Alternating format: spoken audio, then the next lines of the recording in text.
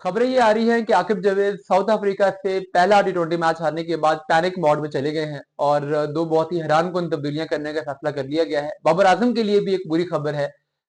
जिन दो तब्दीलियों की मैं बात कर रहा हूं उसमें जो पहला चेंज है वो उस्मान खान का है। उस्मान खान को इस मैच से ड्रॉप किया जा रहा है और हालांकि उस्मान खान की परफॉर्मेंस मैं ये नहीं कहता कि कोई बहुत आउटस्टैंडिंग रही है, लेकिन पाकिस्तान के बाकी बल्लेबाजों से कंपेयर करें तो वो ठीक ही खेलते रहे हैं। ऑस्ट्रेलिया में भी उन्होंने एक अच्छी इनिंग खेली थी, जिम्बाब्वे में भी एक अच्छी इनिंग खेली थी।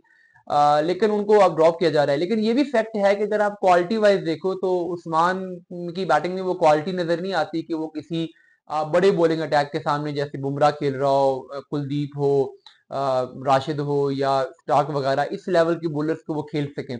एवरेज बॉलिंग के खिलाफ वो अच्छा खेल लेते हैं, इंटेंट दिखाते हैं वो, लेकिन स्टिल क्वालिटी बॉलिंग के खिलाफ मुझे नहीं लगता कि उनमें इतने गट्स हैं कि वो खेल सकें। ये बात मेरी अपनी ओपिनियन है, लेकिन परफॉर्मेंस उनकी इतनी बुरी नहीं रही थी। बाकी पाकिस्तान के बैट्समैन भी कोई बहुत आउटस्टैंडिंग परफॉर्म नहीं कर रहे। एनी हो, अब उनकी जगह पर जो वापसी हो रही है टीम में, वो ज्यादा हैरान कौन फैसला है और वो वापसी हो रही है उमैर बिन यूसुफ की। उमैर बिन यूसुफ के बारे में अगर आप नहीं जानते तो ये बेसिकली ओपनिंग बैट्समैन है। जो लोग उनको फॉलो कर रहे हैं वो जानते होंगे कि ये टी20 में ओपनिंग करते हैं, ओडीआईज में ये नंबर 3 पे खेलते हैं और टेस्ट मैचेस में भी ये नंबर 3 पे या ओपनिंग करते हैं। तो ये बेसिकली टॉप 3 के बैट्समैन है और टी20 में तो ये जेनुइनली ओपनिंग बैट्समैन है, क्योंकि इनके पास तो वो वाले मसल पावर तो नहीं है, तो इन्होंने पावर प्ले को इस्तेमाल करना होता है अपनी इंटेंट के जरिए बाउंड्री मार के। तो अगर इनको नंबर 4 पर अब उस्मान की जगह शामिल किया जा रहा है तो उस्मान की जगह नंबर 4 पे उमैर बिन यूसुफ का कोई बनता नहीं है। अब प्रॉब्लम यही है कि हम ये करते हैं कि हम कहते हैं कि जी जगह भरनी है तो जो अवेलेबल है उसको खिला लें, ये नहीं देखते कि जिससे जगह भर रहे हैं क्या वो उस नंबर के लिए सूटेबल है या नहीं है।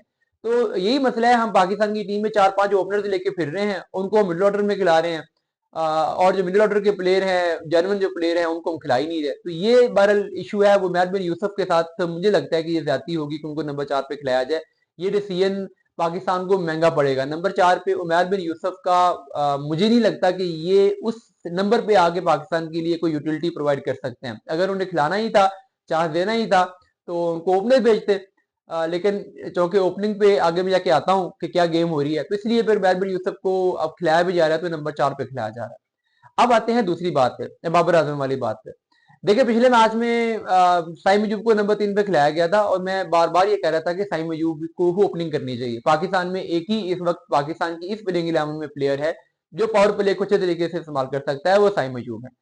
आल्दो की फिर वही बात है, अभी तक परफॉर्मेंस साइम की बहुत आउटस्टैंडिंग नहीं रही, बट उसमें गट्स हैं, एबिलिटीज हैं और अब उसने कुछ स्पार्क दिखाना शुरू किया भी है। पिछले मैच में भी उसने अच्छी इनिंग्स खेली है, तो पावर प्ले का वो प्लेयर है, उसको वहां भेजो। अब फाइनली आकिब जावेद ने ये डिसीजन कर लिया कि ठीक है, साइम अयूब को हम पावर प्ले में खिलाएंगे, ओपनर खिलाएंगे, साइम ओपनर आएंगे।